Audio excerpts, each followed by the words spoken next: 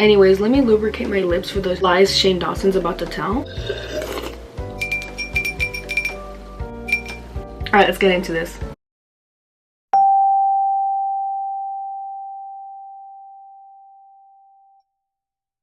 Hello everyone, how are you guys doing? It is I, Salem, your favorite internet uncle.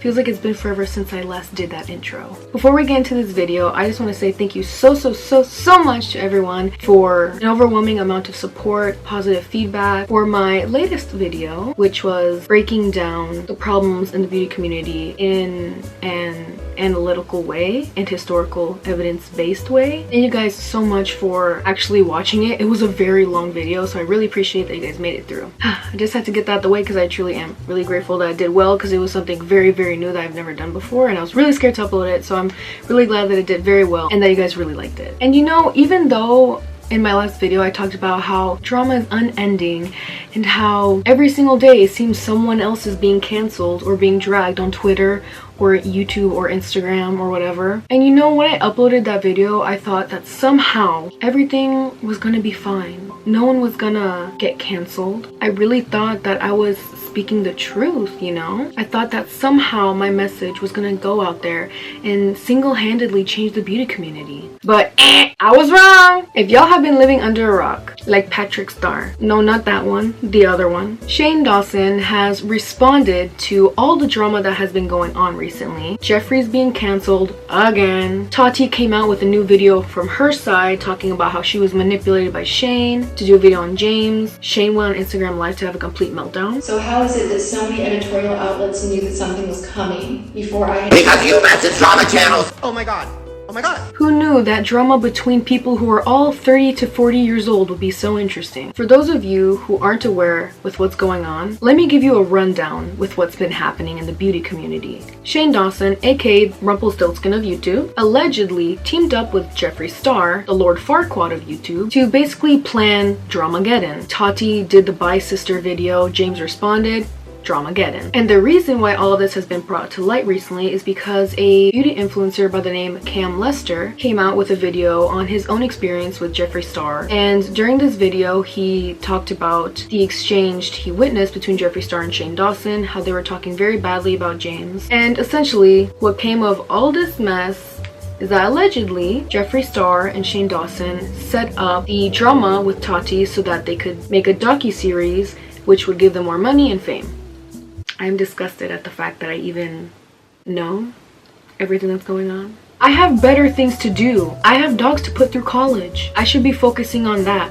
But no, all because I'm part of the beauty community, I also have to be dragged into this mess. And I know what you're thinking, but Salem, you're not one of those gurus, so why are you talking about it? I mean, you have a point, but it becomes my business when a big influencer with a huge platform tells their millions and millions of followers that all beauty gurus and all beauty influencers are the exact same, and making it seem that it's our fault, the people who just mind their business to do makeup, the reason why his experience in the beauty community was so awful, even though that literally makes no sense. This is just gonna be a video dissecting what Shane had to say in his Welcome to the Circus beauty guru response, which of course has now been deleted because he acted on impulse and said a lot of things that were not very good. Shane Dawson's response to the beauty community with the whole Twitter rant, Welcome to the Circus, was actually received incredibly badly by many people, not only in the smaller beauty community but also in the bigger beauty community. These people are voicing how they're frustrated that the beauty community is constantly seen as problematic when the majority truly isn't that way. It's just the people Shane has encountered. And tons of beauty gurus are responding to his horrible Welcome to the Circus response, and I really strongly suggest that you watch a couple of these videos that I'm putting up now to gain a different insight and different perspective on this situation. I'm gonna try to go through this a little quickly since his response was basically an entire dissertation. I will also be censoring and changing some words in some sentences because, you know, my nieces watch this and I ain't trying to get all cute. We are a family-friendly channel here. Anyways, let me lubricate my lips for the lies Shane Dawson's about to tell.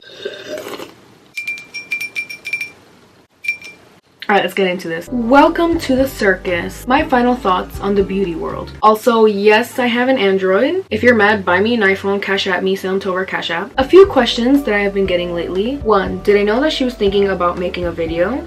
Yes. He's referring to Tati making the Bi Sister. Did I tell her to make a video? No. Did I orchestrate it? No. Did I need that kind of drama to make a good series? No. So we are already on the 5th point, and it's already dumb. For him to say, did I need drama in order to make a good series? No, is literally insanely hypocritical, because drama was literally put into the trailer of his docuseries with Jeffree Star, especially highlighting what happened between Tati, Jeffree, and James. And that's actually what drew a lot of people to the series, because they were looking forward to see, oh my god, what happened, you know? So I'm pretty sure Shane had a good idea that his docuseries was going to do pretty well if he collaborated with someone very problematic, because I mean, that's just how the internet is. Have I ever tried to ruin a career or make someone look bad in my 15 years on YouTube? No. Do I have a track record of getting into drama with people or having fights with other YouTubers? No. Am I innocent and don't have huge anxiety provoking regrets and how I could have helped everyone handle everything better? No. I've had a pit in my stomach since it all happened. Now onto my final thoughts on the beauty world and my experience in it. Crickets. Crickets. Your experience in the beauty world was to collaborate with one of the most popular beauty gurus ever on YouTube and make millions. You got to make your own palette. That was your experience. That's not a real experience that a lot of people have in the beauty community. A lot of people go to school to become a certified MUA. A lot of people work so hard to be recognized on Instagram or be sent PR. There are so many other hardships, trials, and tribulations that many smaller influencers have to endure in order to even get a crumb of spotlight on the beauty platform. But you had the whole damn stage, so I'm not sure what there is to complain about. The Conspiracy Palette was one of the best experiences of my life. The series with Jeffree changed my life and changed me as a person. It helped me be more confident and stand up for myself, which I've always been bad at. So to honor the series and what I learned from it, I'm gonna say this. The beauty gurus who are always involved in scandals are all the frickin' same. They're all attention-seeking, game-playing, egocentric, narcissistic, vengeful, two-faced, ticking time bombs ready to explode, and I'm over it. When we see scandals and when we see problematic behaviors, it's usually the main, like, 5 beauty gurus we always see being constantly worshipped, who are also being continuously cancelled and dragged on Twitter. You know, like Nikita Dragun, Jeffree Star, James, like those main 10 beauty gurus. We do see a very specific type of patterned behavior in them, and I think Shane was pretty good at choosing his words, at least in that section, of saying it's mostly the same beauty gurus that are problematic, that do problematic things. What I get from that is that's also insinuating that it's not every single beauty guru, which I do appreciate. Yes, they are talented, creative, smart, and love makeup, but they also joined a side of the internet that is obsessed with looks, money, power, fame, screenshots, and subtweets, releasing private texts, voice memos, emails, and other receipts as a way to paint yourself in a particular light or someone else in a bad light is weird to me, and I will never engage in that.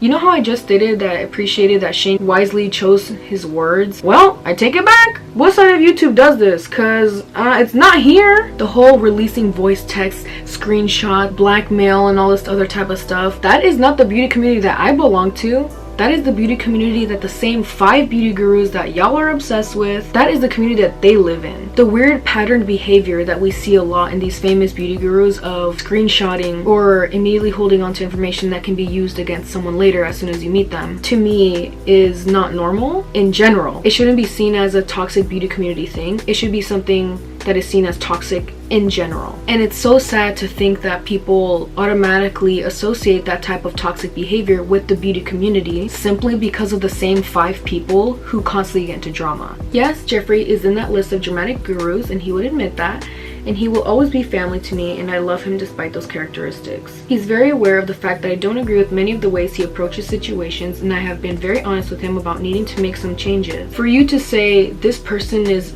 basically horrible, is toxic, manipulates people, but I still love them, is literally saying that you will still defend them and stay by their side even though they are literally hurting other people. But in the case of Shane and Jeffrey doesn't learn. He clearly hasn't learned. We've seen behavior happen over and over and over again.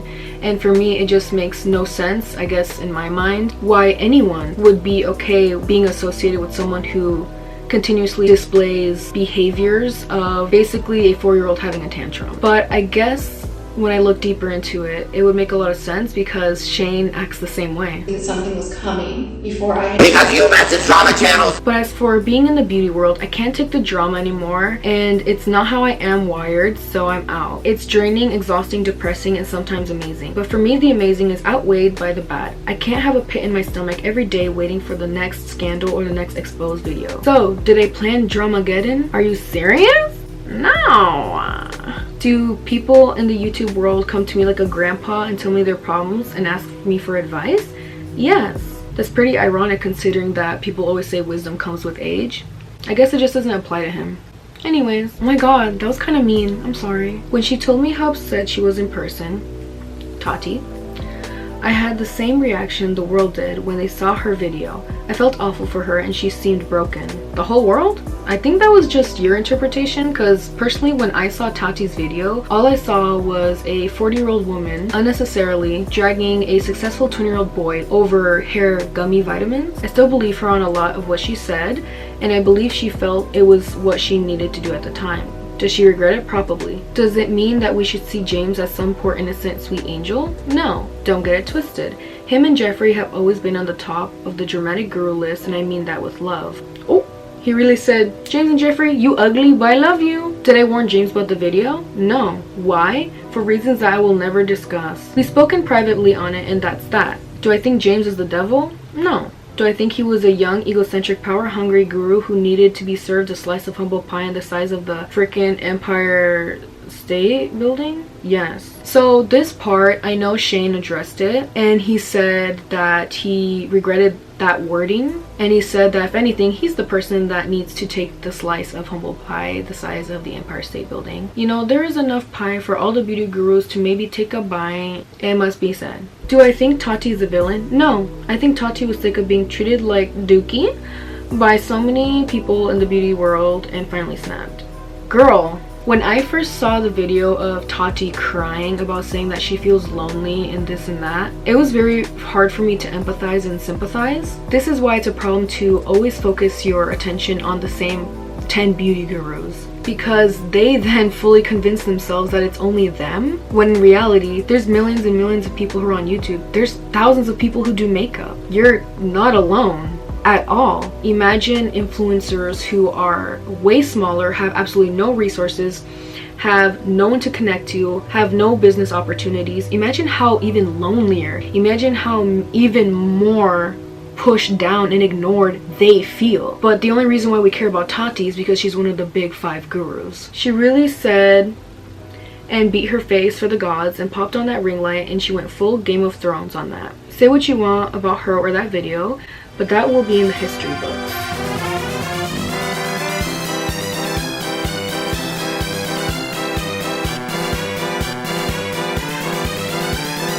Shane also said in his most recent video that he regrets being theatrical in the response of him talking about how Tati went about the Bye Sister video. The way Shane is wording the situation around Tati is basically a subconscious way of telling the audience that Tati was the one who was in the right and James is still a monster. He used words like she's a goddess, she beat that face, she was a queen who basically did the impossible. And it's this type of narrative that people like Shane share onto their big platforms that makes it so audiences resonate and do everything that they can to protect people like Tati and the 10 problematic beauty gurus, even when they genuinely make mistakes and should be held accountable. Do I think Jeffrey was also upset by some issues with James and some things he heard behind the scenes? Yes. Was Jeffrey excited to see a competitor fall? Probably. He's Jeffrey frickin' Star, what do you expect? I guess I missed the part where he got baptized and devoted his life to Christ. when you have friends who exhibit problematic behaviors, it's not your job to fix it, but it's definitely your job to address it. To basically gloss over the nasty wound that is Jeffree Star with, he drags people by the weave. He keeps it 100. What do you expect? The what did you expect argument is basically saying that it's okay for him to behave the way that he does. It's not okay to be that way in general as a human being. And if you're a human being with a platform, especially with like 1 million people watching you, it's not okay. I'm mad that I chose tea over my morals. Drama might be fun to watch, but it's not fun to get wrapped up in, and it's my fault for letting that happen. Period.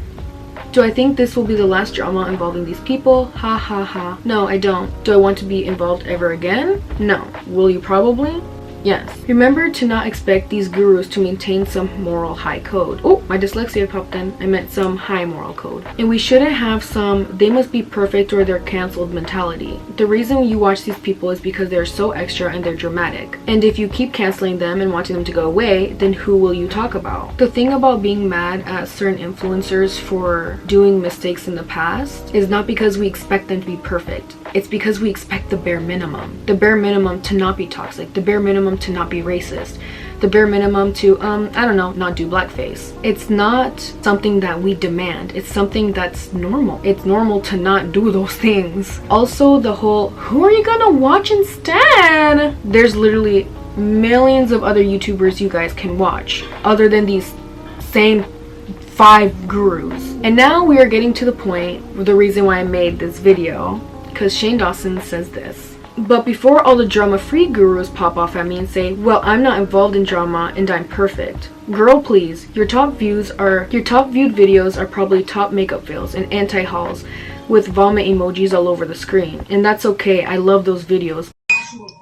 That doesn't make no sense. My man. But let's not pretend that the beauty world isn't negativity first and makeup second.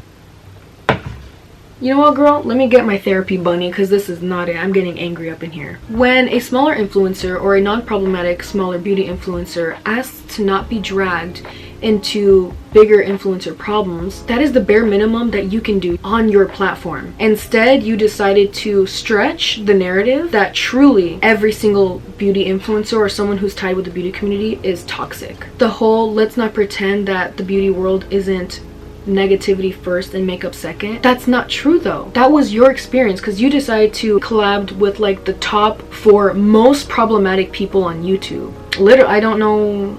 I do not. Literally reading this, I now have 1 brain cell, which is saying a lot because I at least had 2 before reading. The dramatic ones, the non-dramatic ones, and the ones who genuinely just love to show their makeup and skills. Sadly, those channels get way less views for the reasons I stated above. They also do poorly because people like you who have a very big platform continue to spread the stereotype and narrative that we're all toxic. As for my channels, I am done with the beauty world. I love what I was able to create with Jeffree, and I'm sure people are going to assume I only did it for money, but that's not true. Yes, it is. Anyways, I just am choosing to no longer be a part of that world. I will still watch beauty videos, buy and play with makeup, and be a part of it in my life offline.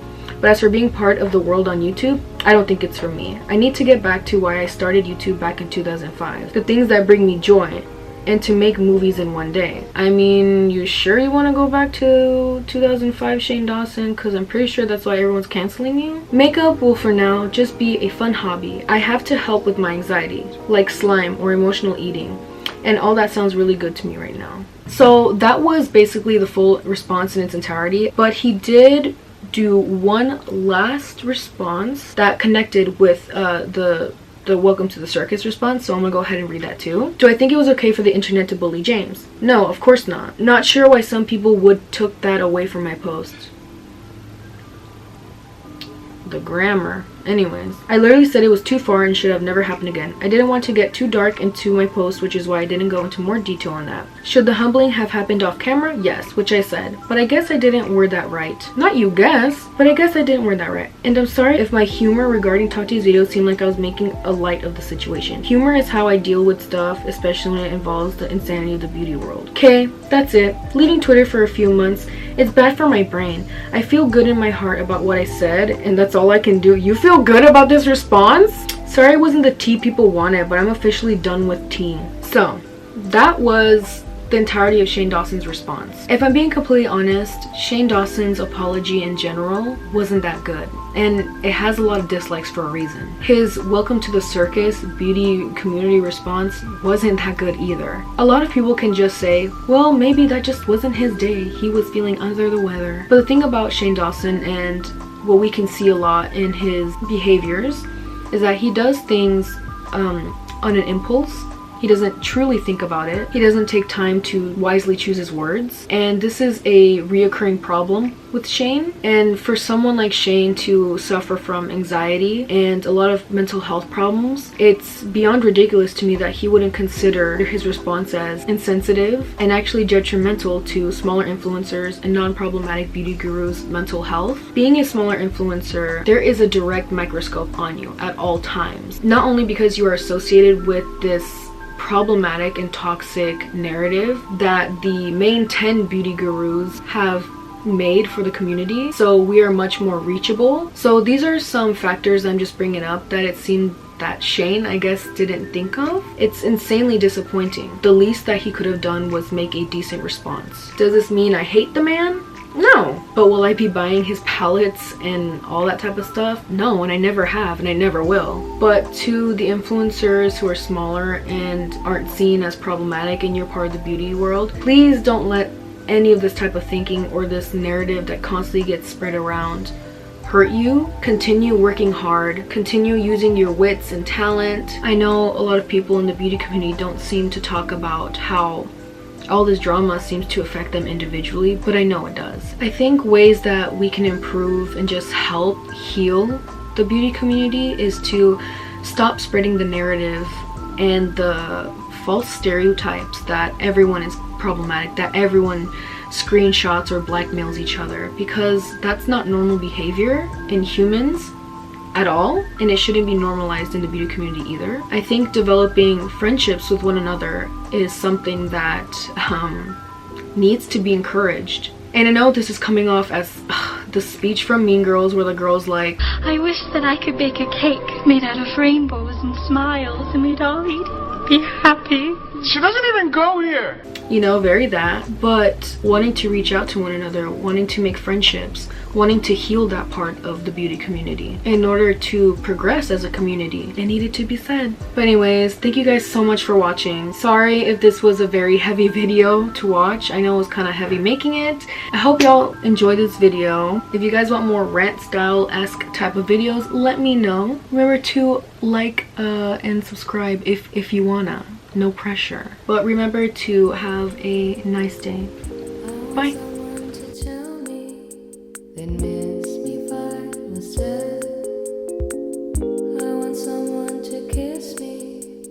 Tell me that I matter to them. But what if no one notices I'm truly trying now?